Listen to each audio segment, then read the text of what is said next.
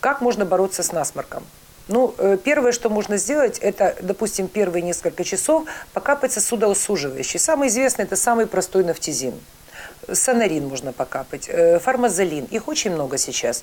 Но, опять-таки, долго сосудосуживающие капать нельзя, потому что, во-первых, к ним быстро организм привыкает, а во-вторых, он просто перестает реагировать. Очень много препаратов продается сейчас с масляными растворами. Это масляный раствор хлорфилипта, пиносол, один из самых распространенных, это масло пихтового дерева.